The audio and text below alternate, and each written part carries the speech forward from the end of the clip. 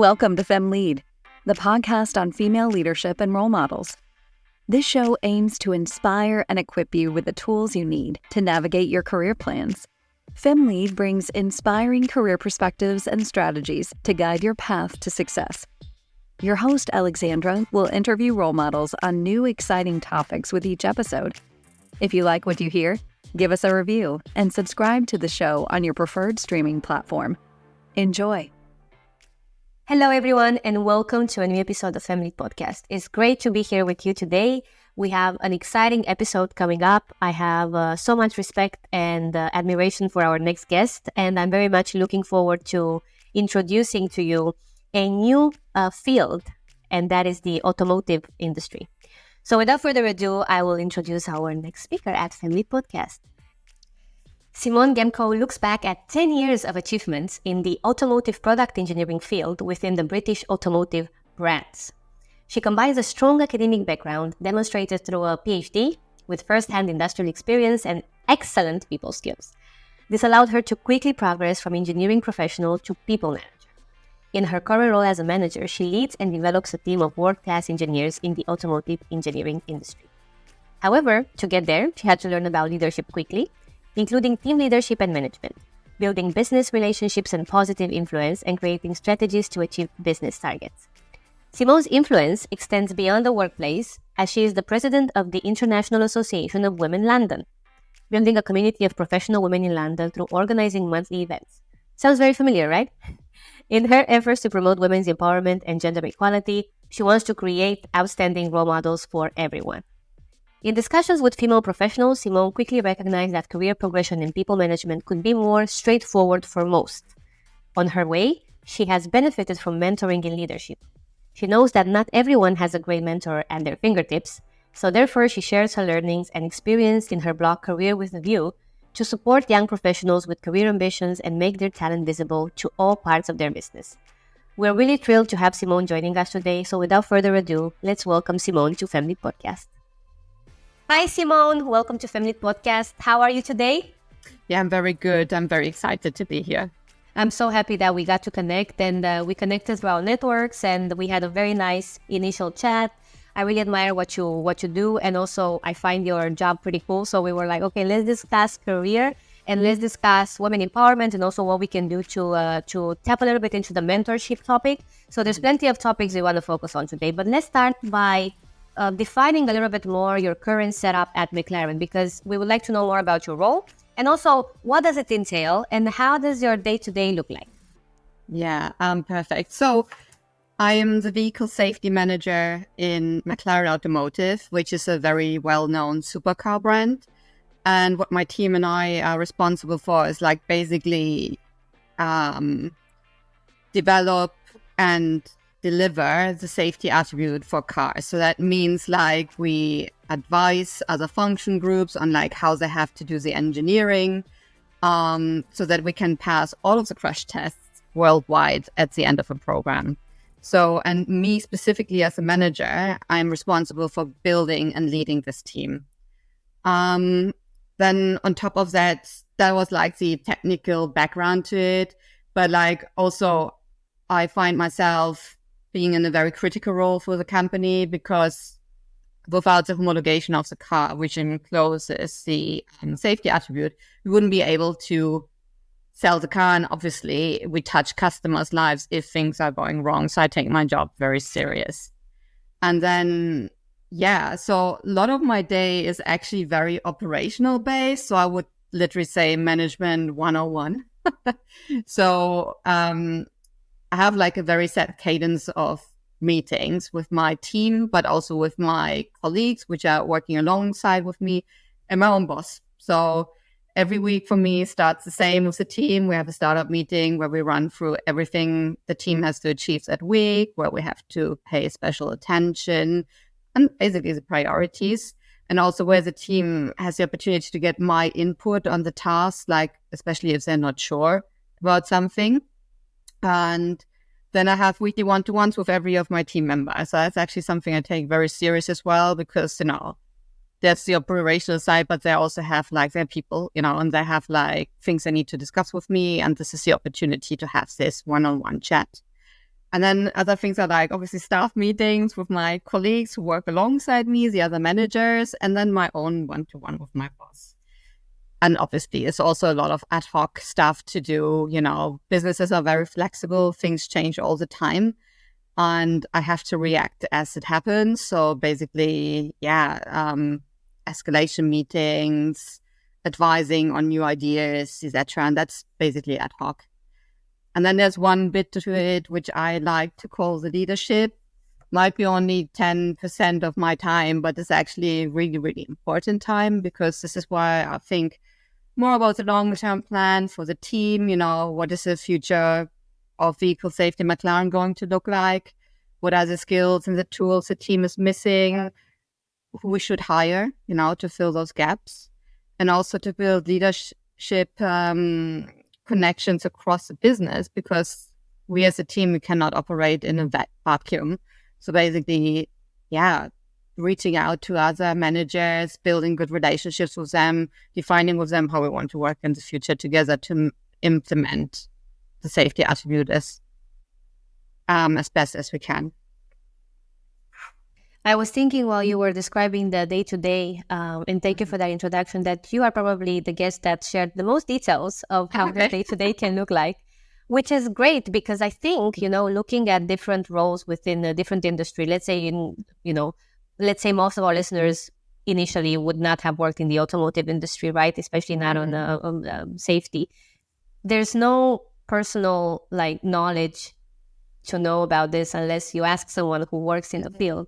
And how cool it is that now we can discuss this, because when you talk about safety and the crash test, I think about all the car shows I used to watch on the weekends with my family growing up, and then they always did a crash test, right? And there's a team, of course, behind that, fairly large team that makes sure that everything we do within that scope is at the highest standards possible and under the safest conditions. So now we get to talk to you about it and understand more about the field.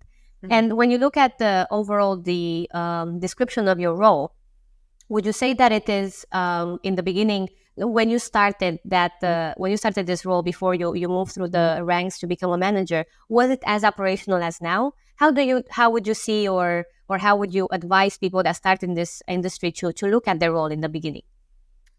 Yeah, so before I was a principal engineer and everything was operational. So gladly I didn't have to do anything with leadership, but I was literally responsible for a program.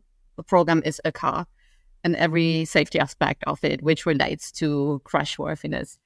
So I personally think you need to take this job very, very serious. It's just there's a lot of things which connect to it, and you just cannot get it wrong, basically.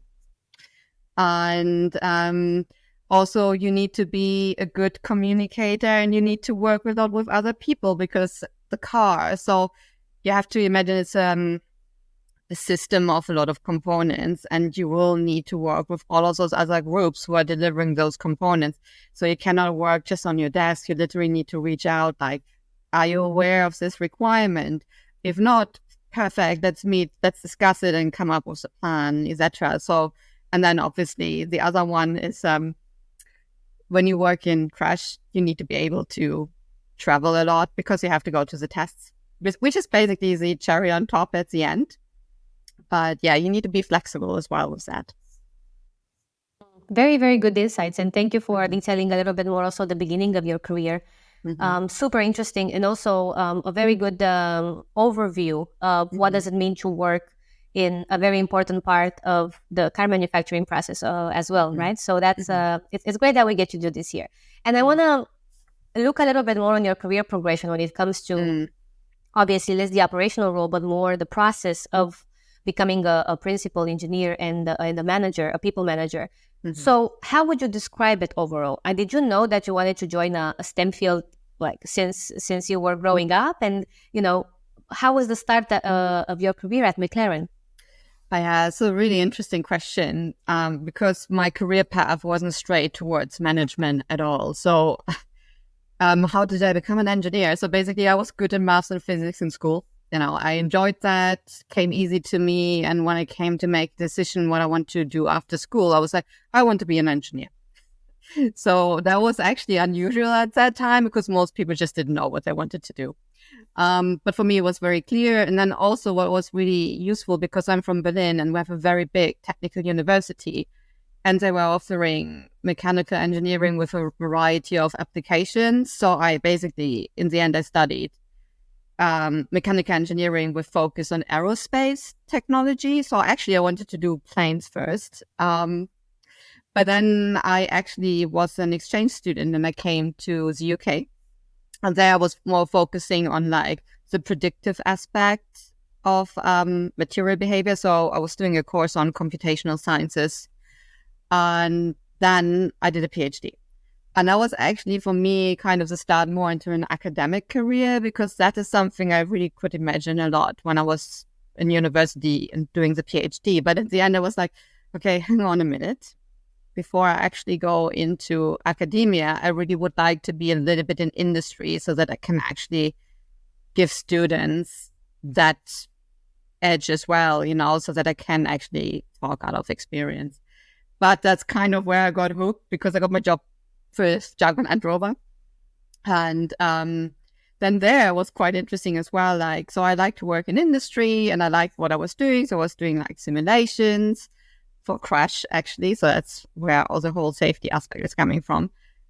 But then after a few years, I was like, okay, it really feels like this is a repetition of what I'm doing every day. And I don't really feel challenged anymore. And that's actually where also my career progression started, because I think a lot of people felt with me like quite talented and quite driven. So I got actually promoted a lot. And then after being a few years in Jaguar Land Rover, this opportunity in McLaren came up as a principal engineer. So where actually someone reached out to me and said, like, look, I really think you would be really good for this. And this is how I came to McLaren.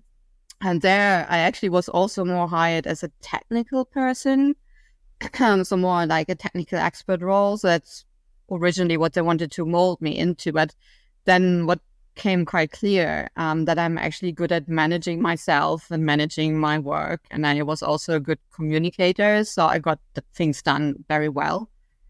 And then the opportunity came up that they were looking for a people manager for the team. And they basically asked me to be, what was it called? Like the stand-in manager. And that all went very well. So in the end, I got the job permanently. And this is how I came into people management. I actually like it a lot. It's very challenging. I find it actually harder than the technical aspect of the job, but I really like it because I really feel I'm making a lot of impact on the product and on the people around me. Mm-hmm. Very interesting. And I'm happy you mentioned it's hard, because yes, it is. And I think for some of us, or for some of us in general, without having, let's say, too much experience, especially in the beginning of our career, we assume that it's, it's a great opportunity. You need to be a good communicator, but it will come naturally. You just need to have that role and that opportunity.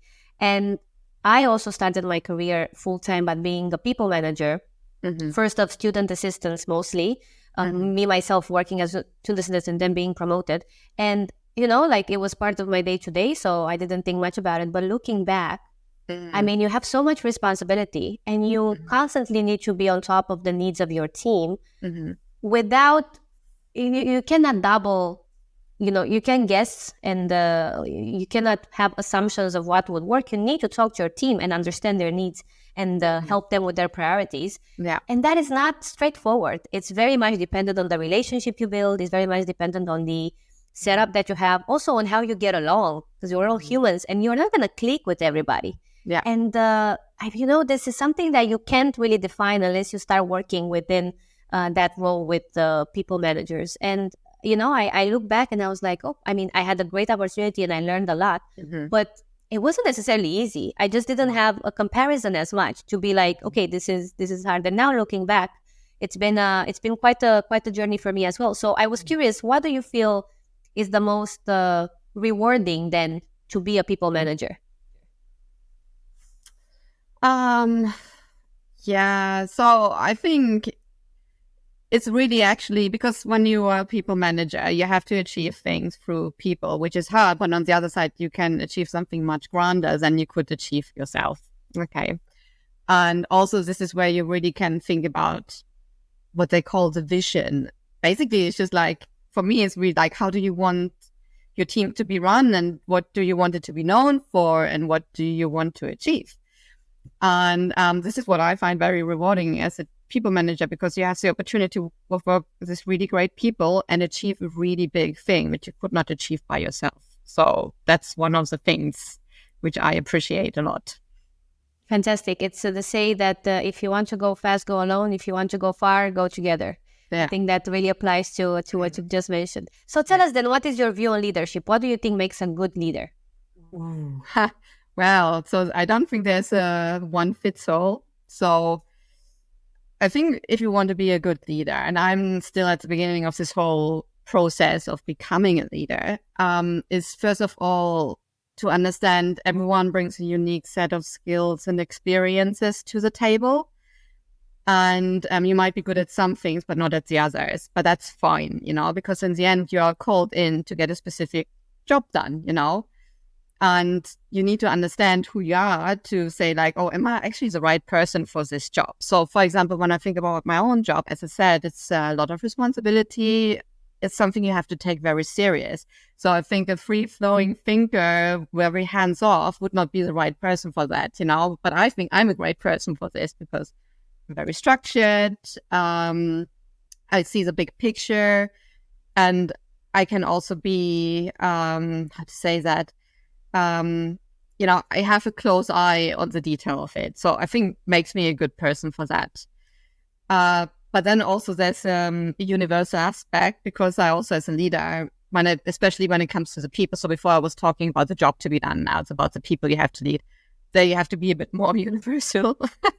So one of the big things I learned what makes good leaders is like actually having situational awareness. So when you're dealing with people, because that took me a while to understand. But when I think about my team, it's like, I have all of those people in front of you with different experiences, skill sets, and different levels of experience. And suddenly, although I have my own way of doing things, I have to adjust to them. So like when I give a task, I have to think a lot about like, okay, is this task appropriate for the person? What kind of help do they need to do the job?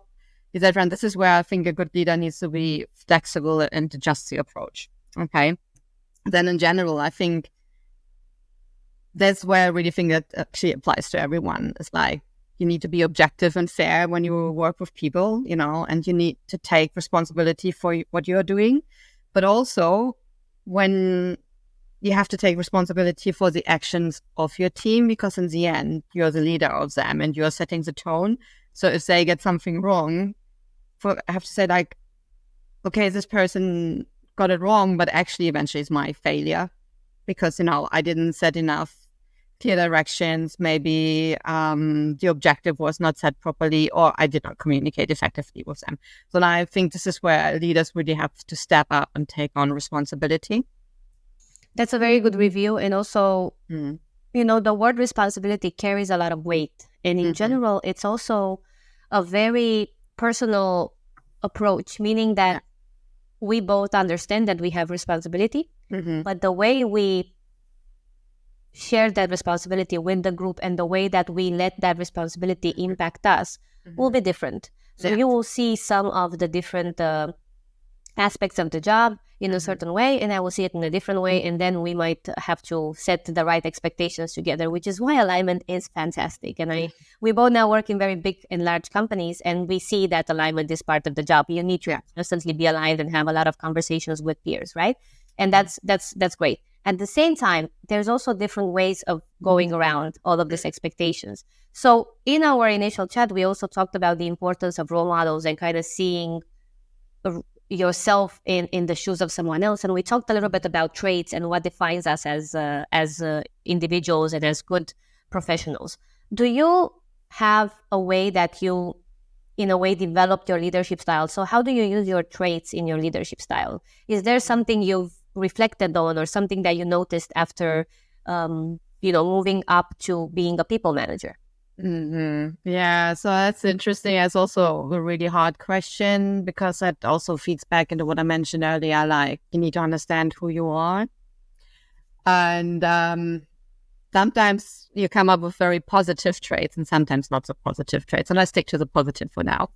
So I think me personally, I'm a very patient person. Okay. So I rather have the things done right than rushing it. And I'm also patient with the people around me if they have development needs. So if someone comes to me and is like, this is too much, I need more help, I will be the first one to say, like, fine, let's stop here. What do you need? And then you need to be patient. So, and patient means like not just like a week or two, that can take months and years.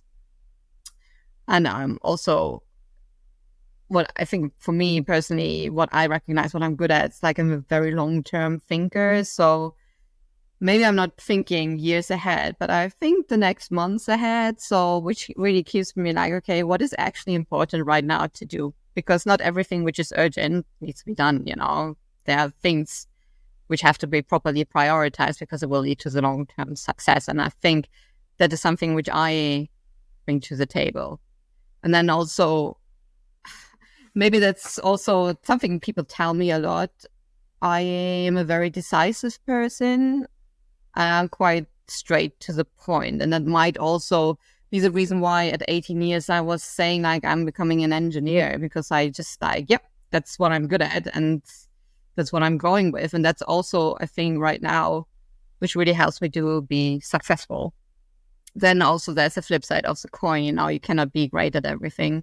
So for me, maybe it's like, because I'm a very structured person, I struggle with people who are less structured. Okay. And this is something I have to work on. And this is something, actually, one of the things I really have put down on a piece of paper, like, what do I want to work on this year? And I was like, okay, working better with people who are not like me. Because this is going to happen all day long to you, isn't it? I love the overview, and also thank you for sharing what you're working on, because I think, especially in the settings, we tend to only show the improvements and the areas where we excel, but at the same time, all of us have a personal development aim at work. We all want to be better at doing something extra or something new that we don't believe it's to the best of standards based on our review, right? And sometimes we also get the help from our managers and peers to tell us, hey, maybe this is an area you want to look into, without trying to make it negative. It's more like an overview and kind of a focus on that. So very good that you also mentioned that for our audience, because the next question that I have, I think, really relates to how you have progressed through your career by utilizing these reflections. I think you actually did a very good overview now for us in the last 3 minutes, and how cool it is that you actually put into words very specific, actionable advice also for our audience. Why do you think it's important to have these reflections? But also, you mentioned that you were quite decisive and that you knew what you wanted to do. A lot of people don't know that at 18, and some of us, make the assumptions based on what we think we would like to study, but that's not always the case, that it ends up the way that we wanted, right?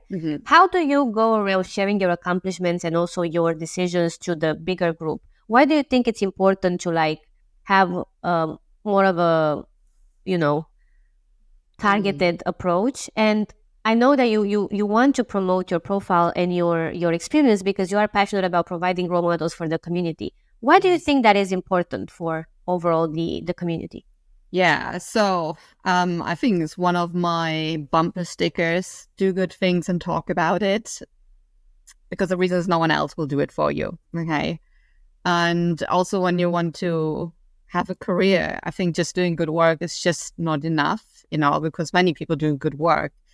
And if you want to have a career, you have to do a good job and then some. Well, because building a career can be really difficult, and especially you don't know from which background people are coming, and they might not have the support, not just because people are not supportive, it's just because the family maybe comes from a different society, or they are society. It's who tells you how to become successful in the career you have chosen and maybe become a people manager, And I think this is where it's really important to have the opportunity to look up to someone, and maybe also someone you can copy to a certain extent when you're starting out. Because, how do you learn about what's important in a career? You just the most people, they won't be born with it, like they need to learn it. And that's also one of the things why I am actually really stepping out of my own comfort zone, because I always felt like I was lacking a little bit the role models.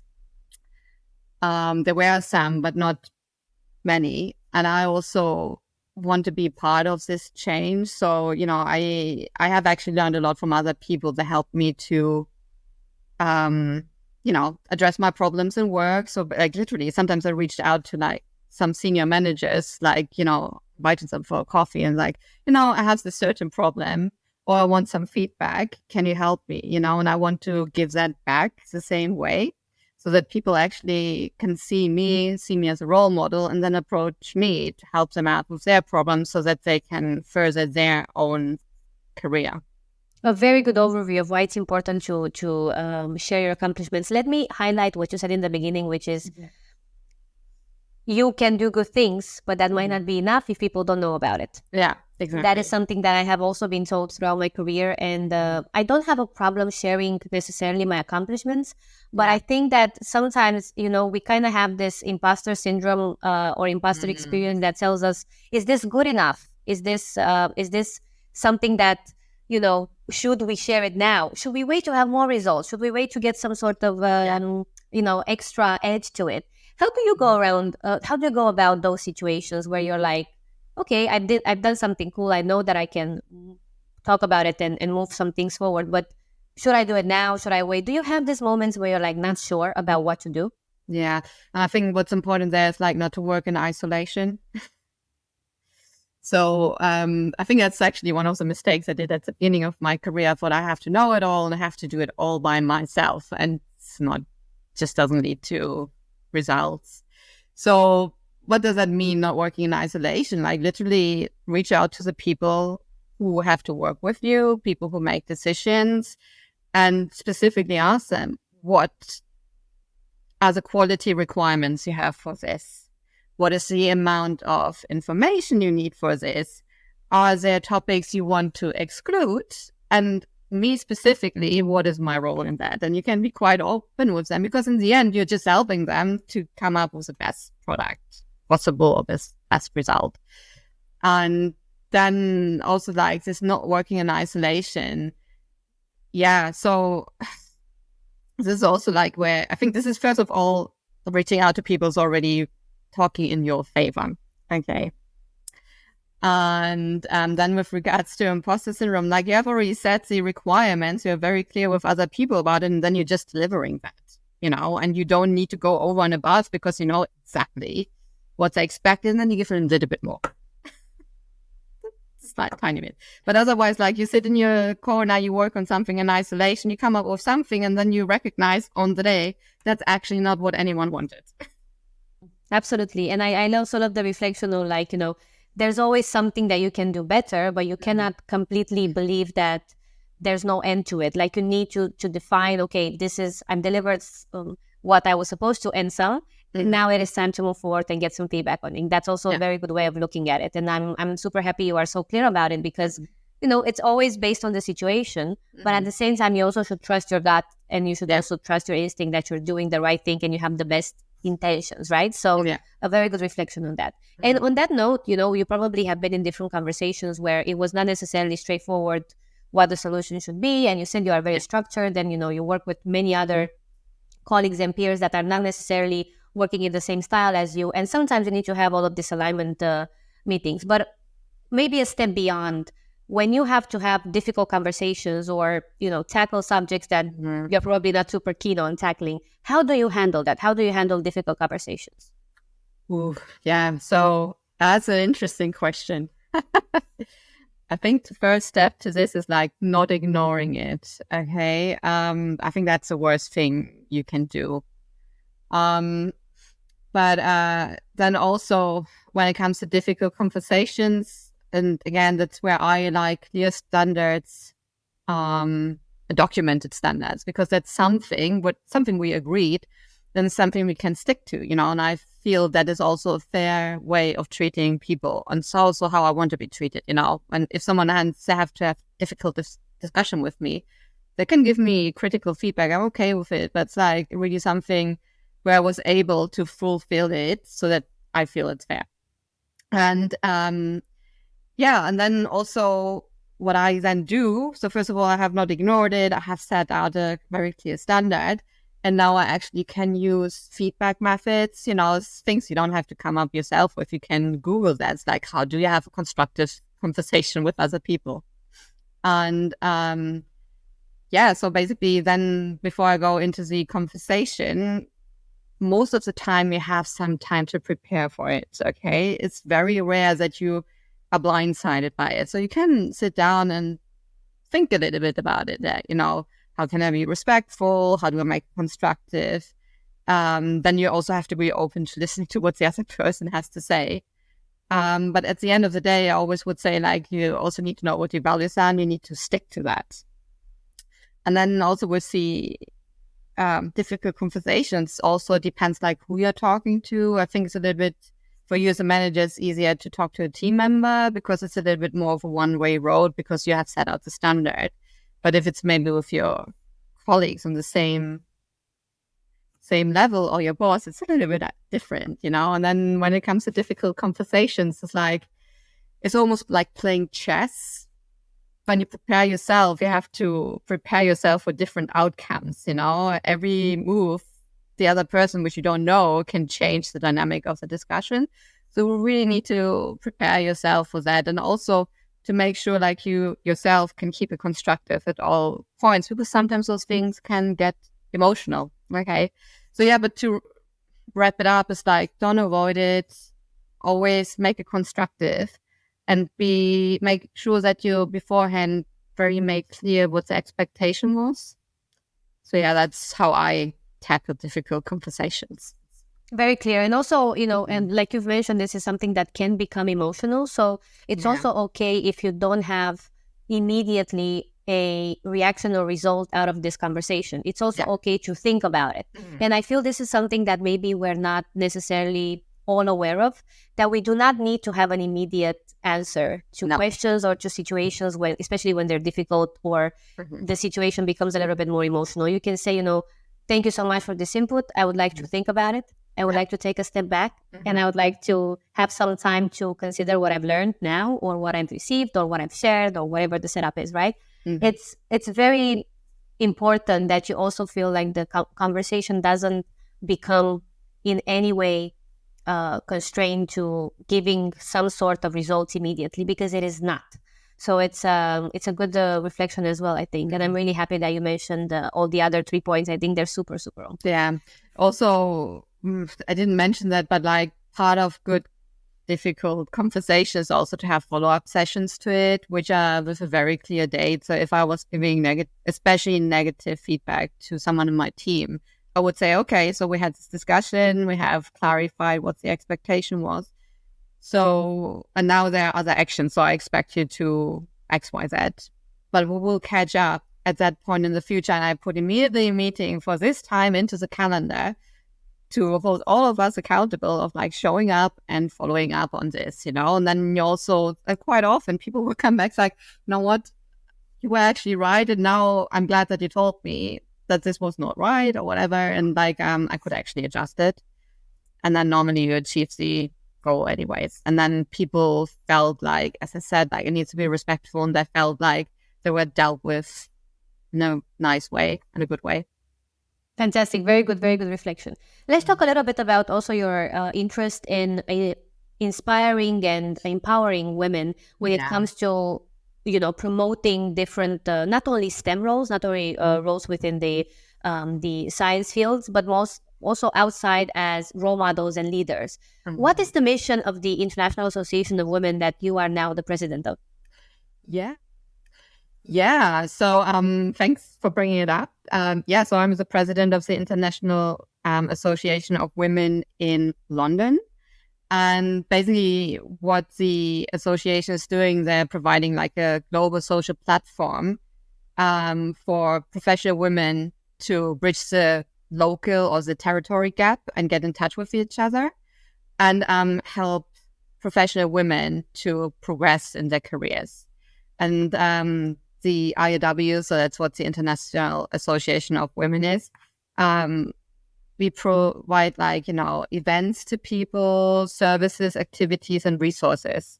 And one big thing is the local events. So basically, once a month, every chapter is going to organize an event.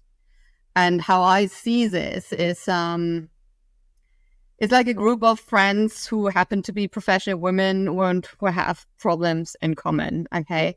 And I'm not necessarily looking here at the STEM aspect of things. I'm more looking at the women who have want to have big careers. What I found when I discuss with those women, it doesn't matter which industry it is, the problems are always the same. It's for example, how do I have a proper difficult discussion or something like this? It doesn't matter which industry it is, it's the approach, but the problem is the same. So yeah, and basically we provide this platform for people to get knowledge, but also to exchange with each other. And it's already quite established in the US, but it's now going properly international, and I'm leading the IAW London. Very, very cool. When it comes to the focus on the community part, because I mentioned in the beginning that you talk about mentorship and about how the fact that you had mentorship and role models and people to talk to in general really helped you in your career.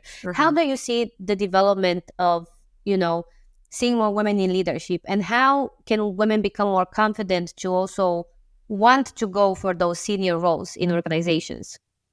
Oh, that's a loaded question. So first of all, why it's important to have women in leadership? It's the same way when you're hiring, you want to have the best talent, and 50% of the population are women, So you basically want to have access to the whole talent pool. And I think that's also what they have to understand when they think about, senior leadership. If you're just too focused on men, you're just missing out on all of these other things. And for women to become more confident, that's a really difficult question. I think really, again, you need to know what you want, and you need to have this unshatterable belief into yourself. You don't have to be perfect. No one is. But you really need to think about I am able to make this work. And then again, having a really constructive approach to self-reflection. So self-reflection, not in the way to put yourself down, but okay, I really would like to be a people manager. Okay, what do I need to demonstrate to the rest of the business, my boss, etc., that they recognize me as a person? And maybe when you have this self-reflection on what you're good at, you're recognizing there's a lot of gaps. And then you can go away and fill those. And that's the same maybe with confidence, with having the right level of skills. You become more confident as well yourself. So actually that's basically where it all starts. You need to believe in yourself, and you really need to know what you want to do. And you should give the business the opportunity to tap into this big pool of potential and talent, which comes with women. Absolutely. And when it comes to being able to get in some of those interactions, because like you said, this is something that also has to do with believing in yourself. Yeah. But sometimes you need a little bit of support to also kind of understand what are your areas of improvement, what are your top skills. You mentioned that mentorship really helped you. What do you recommend women that listen now and they are very inspired by what you share, but they don't know where to find a mentor or where to find that support? Of course, we welcome everybody in our communities, so they are always welcome to join our events and reach out. But when it comes to more personal interaction, what do you recommend to keep in mind? Yeah, so I think it comes back you need to be very clear on what you want to work on and what your problem is, because not everyone who's a successful person, manager, etc., will be good for you in this moment in time, and things sometimes change, that's a flexible relationship. But basically it's okay, I don't know, I want to be better in time management. It's not my problem, but someone else might. So I would look out who do I think is in my company or outside in society, community, someone who's recognized for that in a positive way, and for this specific problem, I would approach the person, and work with them together. And also think about like who's someone you recognize as very successful, for example, someone you admire, and whose feedback you actually want, because you think they will be honest with you and they will give you something you can work on. So I have done that a few times, but I have once been in a situation which was very charged. It got emotional, not myself, the other person. And I was going out of this discussion like, how did that happen? And I reached out to someone who was in the room and asked like, how did you view the situation? And that person gave me very frank feedback. He said, like, you didn't necessarily do something wrong, but you were very harsh with the other person on a very factual basis. And that just didn't go very well down. And next time you should maybe consider the other person more. Okay. And this is also where mentors are great because, that's even better than reading a book, obviously, because especially when they are in the situation, they can give you very targeted feedback on yourself. That's great. I love those discussions because they are always very helpful. It's always very long term, but like there's only things to be gained from it. There's no negative in it. The only thing you have to do, you need to be open to hear negative things about yourself. It's not all good. And you need to be willing to accept that. And very, very mature kind of ending to kind of all of our questions here that not everything needs to be positive. Yeah. And that taking it all in, it's actually a sign of maturity and also of professionalism, preparing yourself for the next thing by listening to things that are not necessarily flattering about yourself. Yeah. What an amazing learning opportunity, right? To be able to gain that from someone that listens and observes and that gives you direct and frank feedback about what you could improve, obviously in a nice way, but still aimed to help you develop. It's really a great opportunity. So looking back and reflecting, what do you wish you knew at the beginning of your career?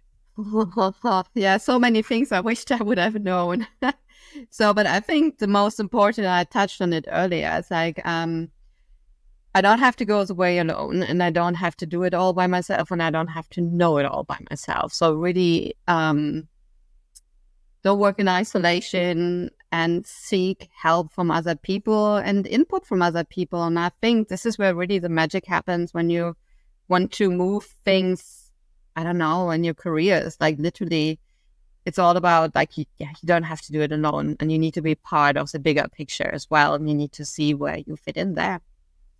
Absolutely. If I were listening to this podcast when I started my career, I would probably take this advice even more, serious than now that I know about it and now that I've experienced it myself. Yeah. What a big change it made to know that and to feel that you don't need to know everything yourself and that you can say, I don't know, I need support. I am not an expert. I just started my career. So let me have this feeling of team, community, peer collaboration that really supports your development as well. You can learn by yourself everything and you shouldn't be working in isolation thinking that this will grow your development because of course that's also based on how people perceive you and see you do things. And that's it's a very good reflection to always be aware of it and not put so much pressure on yourself to constantly perform at 100% because it is not possible and you need to and I think maybe that also feeds in again into this question which we had earlier. How do I make sure people recognize me and recognize the good work I'm doing? And I think that's a way. And the only thing I would advise people, don't expect results within a week. It all is a long-term game you have to play there, People will start to respect and trust you, but it takes time, and you have to continuously doing it until one day you're starting to reap the outcome out of it. Very good reflection, Simone. Thank you so much. Okay, it's time for the final 5 fire questions, and I want to ask you first, what is one book you think everyone should read? So it's called The 1 Minute Manager from Ken Blanchard. It's actually a series of small books. Really love those because it takes maybe 4 hours to read, so it's very quick. But it's so clear and so helpful, especially for people who are just starting out as managers. Like, how do you prioritize? How do you get the best out of your team? So I would really recommend that to everyone. Awesome. What is the best piece of advice you have ever received? Know what you want and be proactive about achieving it. Yeah. That's maybe... Very crisp and very clear, Simone. Thank you for that. Who is your role model? There's a lady called Hildegard Wortmann. She's the member of the board of the Audi AG.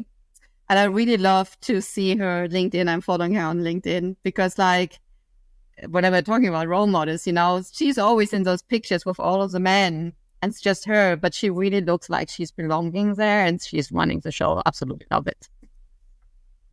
Amazing. What would you choose to do if you were to have another career? I don't know. Maybe I think the strengths which I already have naturally, I think they would apply very well to law.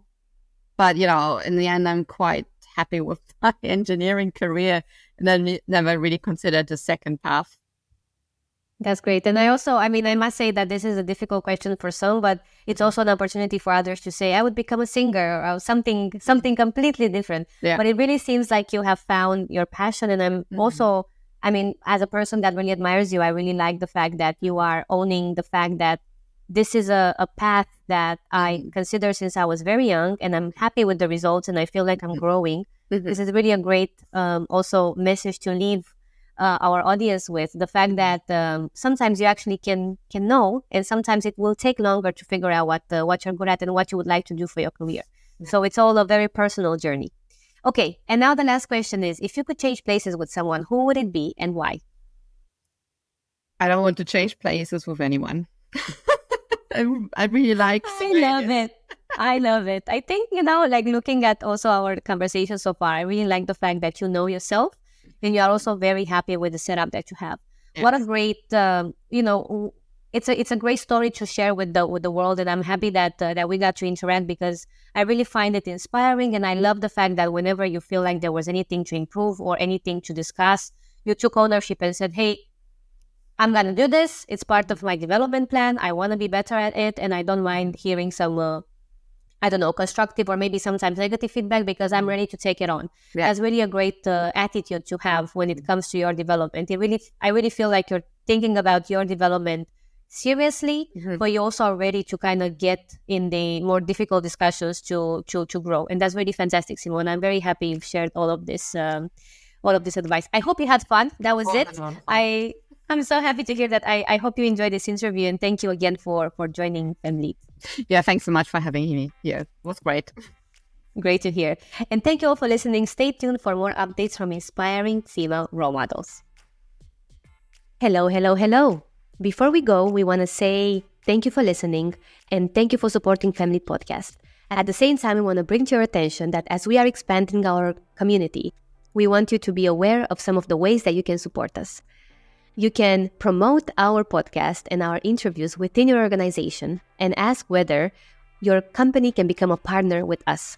We host events, both networking events and company collaborations every quarter, and we are looking to expand our network and to bring the FemLead community and spirit to more organizations. We also create podcast packages for interviews of role models from across the world. Lastly, we are planning a new career conference in 2024. So if you are interested in supporting us and you are based in Copenhagen or in Denmark, you can reach out to us at hello@femleadpodcast.com and we can share some of the sponsorship packages we've prepared for you to become a partner at our next Career Breakthrough Conference. We hope you've enjoyed this episode and stay tuned for more inspiring content from FemLead Podcast. We hope you've enjoyed this episode of FemLead Podcast. Share the news with your friends and follow us on social media at FemLead Podcast everywhere.